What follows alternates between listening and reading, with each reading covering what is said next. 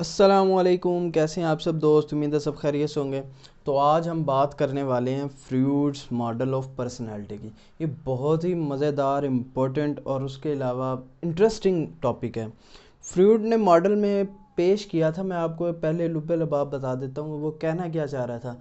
वो बेसिकली कहना चाह रहा था कि जब बच्चा पैदा होता है तो उसकी पर्सनैलिटी के लिए, उसकी डेवलपमेंट के लिए, उसकी सोशलाइजेशन के लिए दो चीज़ों की ज़रूरत होती है।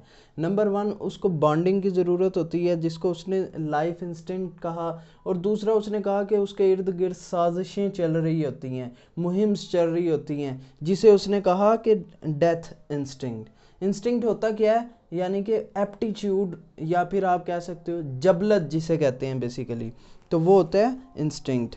तो उसके बाद इसने बेसिकली जो है वो कहा कि the human have three type of personality models: ID id personality, ego and super ego.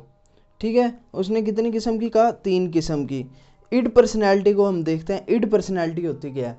आपने देखा होगा कि एक बच्चा जब पैदा होता है, एक बच्चा जो है उसे और कुछ नहीं चाहिए। उसे जितना मर्जी बोल दो कि पापा आएंगे ये ले आएंगे, मामा आएगी ये ले आएगी, उसे जो चीज़ चाहिए वो चाहिए।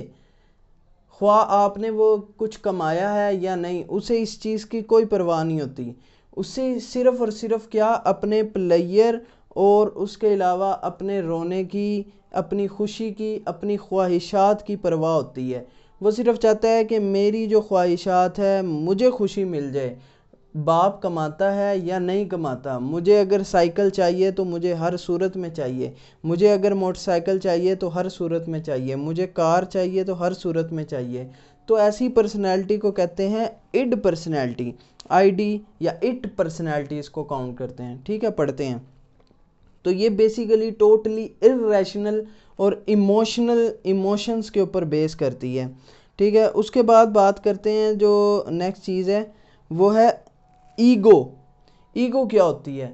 ईगो होती है हमारे अंदर जो कि बैलेंस कर रही है इस पर्सनैलिटी को।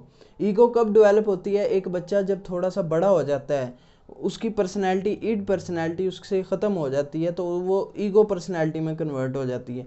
बाज़ ऐसे भी लोग होते हैं जिनकी पर्सनैलिटी चेंज ही नहीं होती, वो ख्वाह 45 ईयर्स के हो जाएं, उनकी पर्सनैलिटी ईड ही रहती है, ईड डोमिनेंट रहती है। ठीक है, तो ईगो पर्सनैलिटी बेसिकली होती है जो कि बैलेंस करवा रही होती है। जब बच्चा, यानी कि आपने 10 से 12 साल का देखा होगा, तो वो बैलेंस करता है कि यार मुझे बाइक तो चाहिए, बट मैं देखता हूँ कि मेरे पापा के पास इतनी रिसोर्सेज नहीं है कि वो मुझे बाइक लेकर दे सके।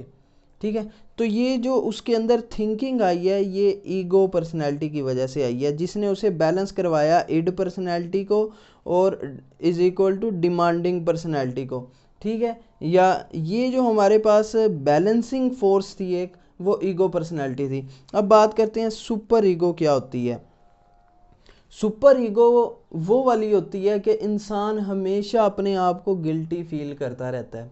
यानी कि इंसान इतना कॉन्शियस हो जाता है कि उसने अगर कुछ किया तो उसे पता चल जाता है करने से पहले, यार इससे मुझे जो है ना नुकसान होगा, मैं ये काम नहीं करता, मुझे पापा डांटेंगे या ये करेंगे वो करेंगे, मैं बाइक पे अगर बैठा तो मैं गिर जाऊंगा, मैं बाइक पे बैठा तो मैं गिर जाऊंगा, मुझे चोट लग जाएगी, इसलिए मैं बाइक पे बैठता ही नहीं।